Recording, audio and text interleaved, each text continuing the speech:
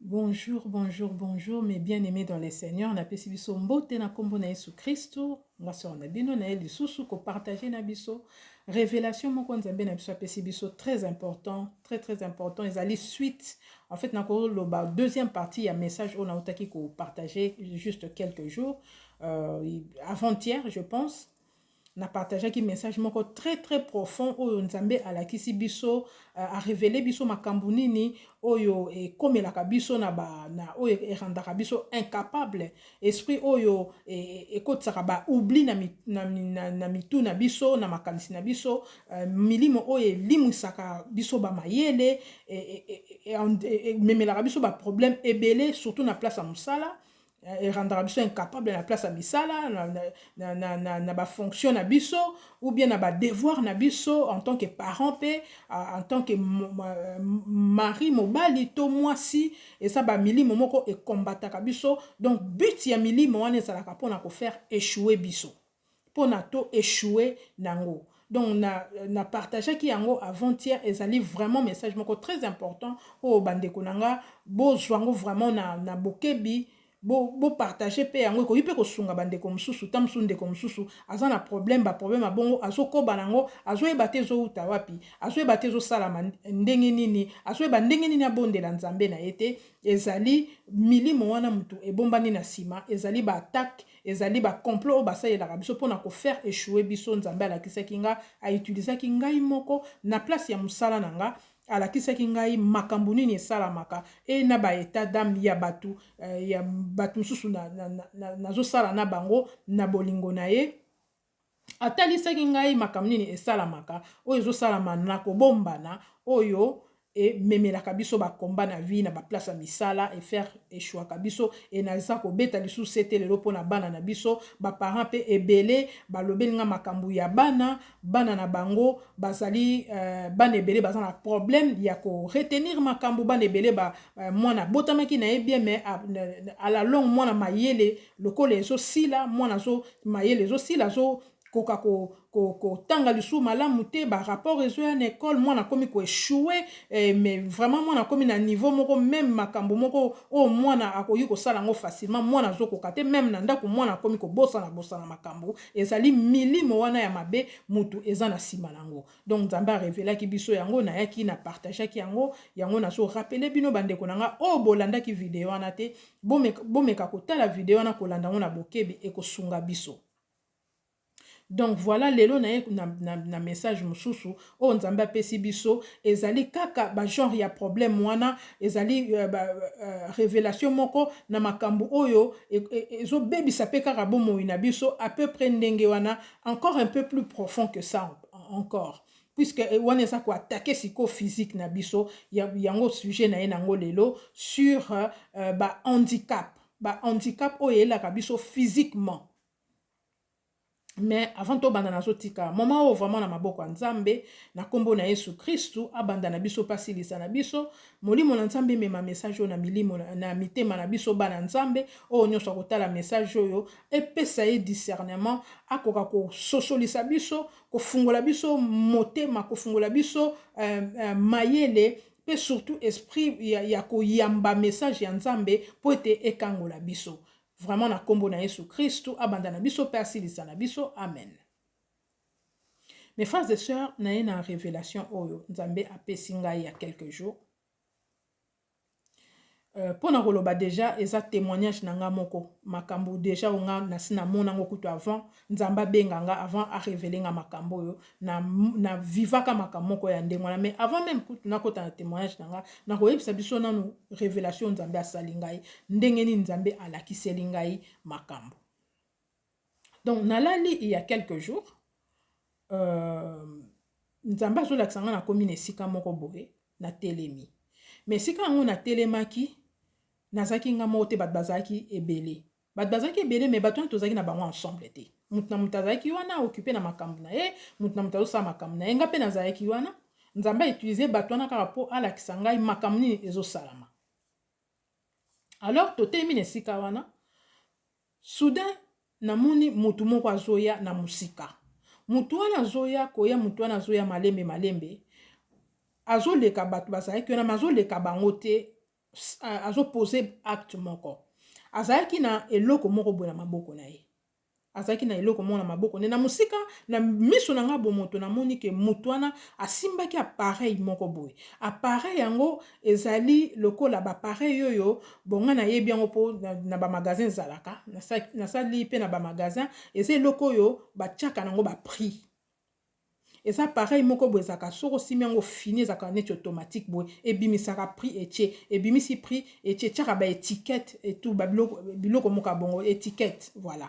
etiaka baétiquette etiaka baprix na magasin même na basupermarché mpe ezalaka sikoyo moto yango na miso na nga bomoto namonaki asimbi appareil wana asimbi eloko moko ya bongo azoya nango mais sikoyo bato nyonso azali koleka fule ya bato nyonso azalaki koleka azoleka pamba te soki akomi na liboso ya mutu moko avant leka azwi appareil wana atie mutu na nzoto après aleki azwi appareil wana atie mutu na nzoto donc azotia bato ba étiquette wana na nzoto sikoyo étiquette yango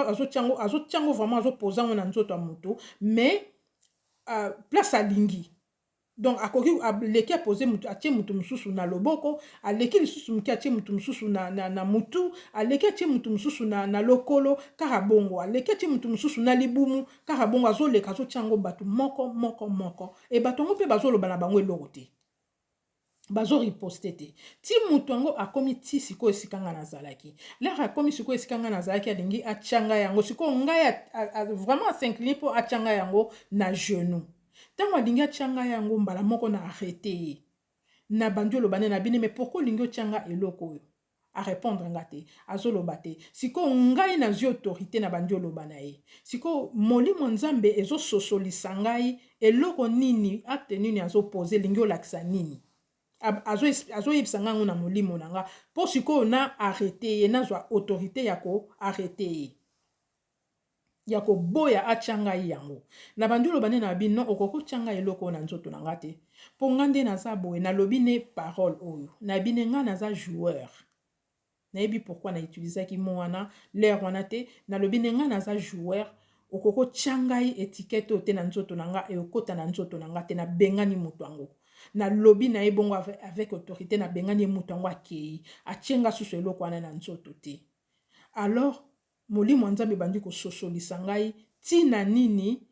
eloko nini mutu wana azosala na miso na nga bomoto namonaki mutu wana asimbi appareil neti ya baétiquette etu mais na molimo eloko mutu wana aza kosala spirituellement parce que ce sont des choses spirituelles mutu wana azokotisa nde bato puce na nzoto donc eloko ayaki po atia na nzoto na ngai ezalaki puce ya malade oyo ekokomisa nga handicapé donc soki atiaki ngango neti na genou na ngai nandimaki ekoti na genou na ngai nakoma handicapé na ngai nakoma na problème ya genou elingaki handicapé ngai donc bato nyonso oyo atiaki bango na libumu eza biloko akoti bango na libumu maladi oyo akoti bango na libumu korendre bango bahandicapé na mutu bamitu ebetaka makasi wana esilaka te balibumu pasi oyo ekomprena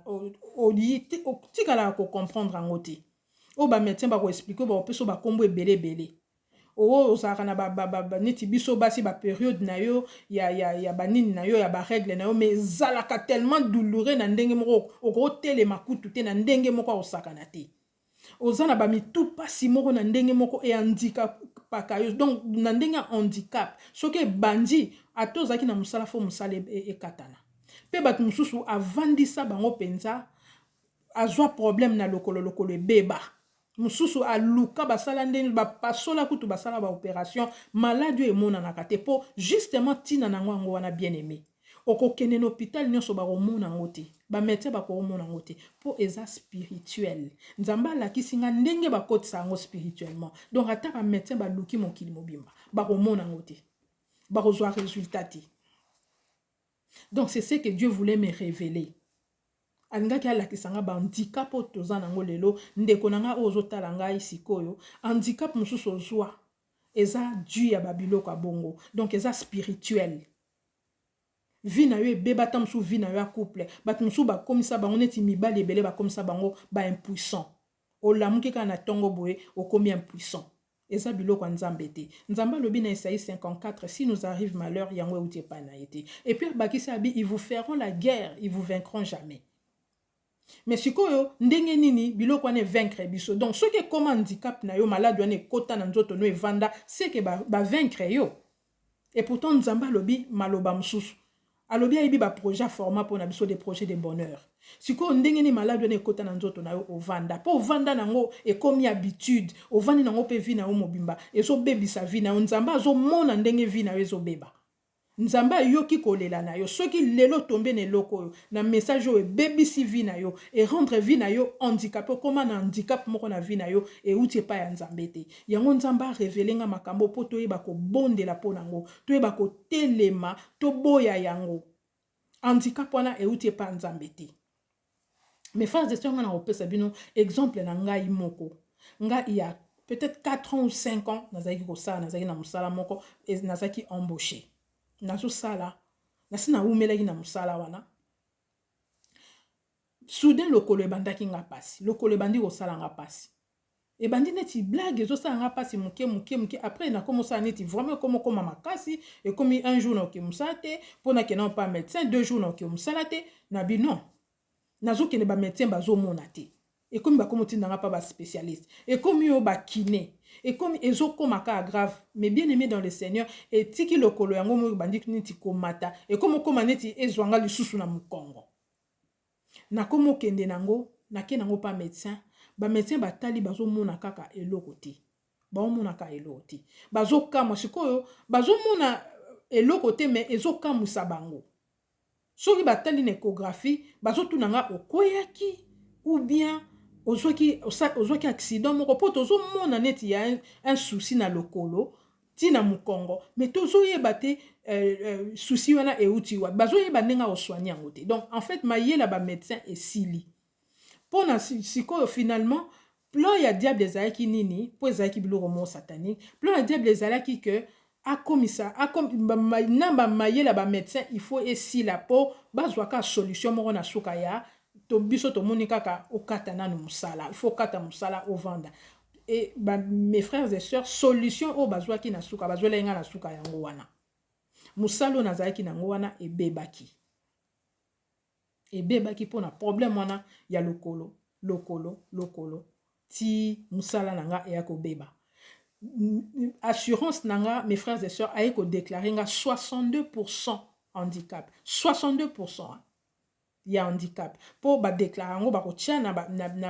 dossier na médical ba omo bate babi non tozo comprendre donc faut vendre na ndako po tozo yeba tina lokolo passioté donc ekomisinga handicapé ti musale bebaki batinga 62% handicap sikoyo 62% na ifale na vanda mukie sikoyo ba pourcentage nga pe na yebaki te mes frères et sœurs ekitaka so bazotala yo bazosala ba contrôle ezo s'améliorer ndezo kita mukie et ezaki 62 bando kita 50 ezo kita mukie tie ko sila nga pe na yebaki te na suite à ba contrôle on ezo kita mukie siko les réseaux kita mukie wana mes frères et sœurs ezunga 2 ans musana nga ebebaki wana nyoso tout complot ya monde à ténèbres complot ya diable wana nyoso tout kozala musika ya nzambe. Mes frères et sœurs, kozala musika nzambe, nazaki pembe na nzambe te, natika nzambe musika. Yango soko tiki nzambe musika, diable akokotela yo, akolonga yo, akopesa o ba malade moko, okozwela ngo solution te eko pourrir vie na yo. Nzamba lobi, ils vous feront la guerre, ils vous vaincront jamais, mais bazo vaincre biso po na nini poto tiki nzambe musika.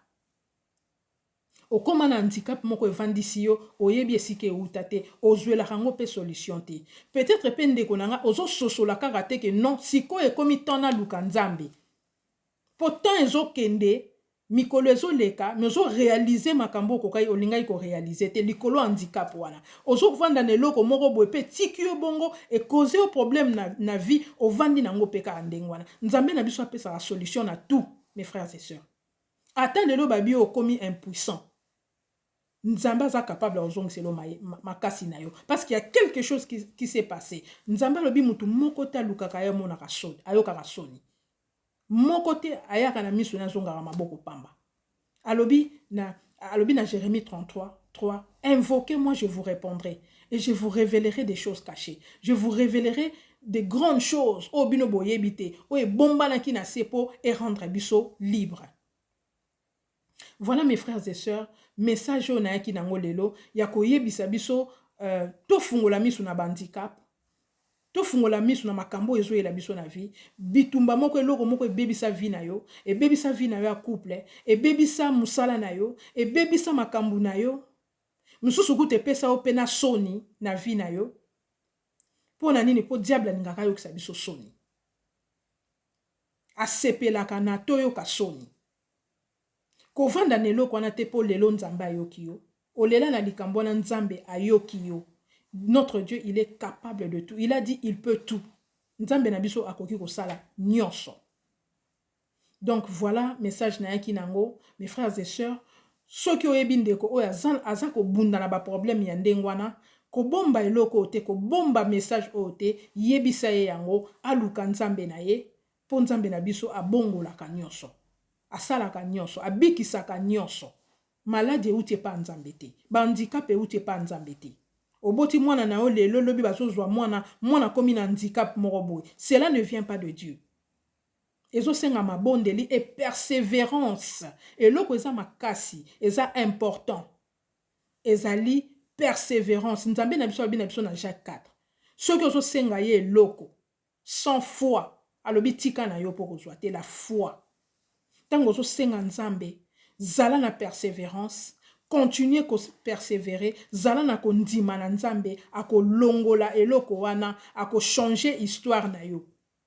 Ata likambo ewumelaki na bomoi na yo, nzambe na yo ako changer yango. Nzambe na biso aza capable ya kosalela biso nyonso. Kovanda na handicap wana te, lelo fungola misu bien-aimé dans le Seigneur, yeba comprendre makambo nzambe alobi na biso po nzambe alobaka pamba te. Nzambe na biso alobi pamba te. Vraiment mes bien-aimés dans le Seigneur, na sepeli ko partager na bino vraiment message oyo et sunga biso soko taninga pona mbala liboso, frères, sœurs,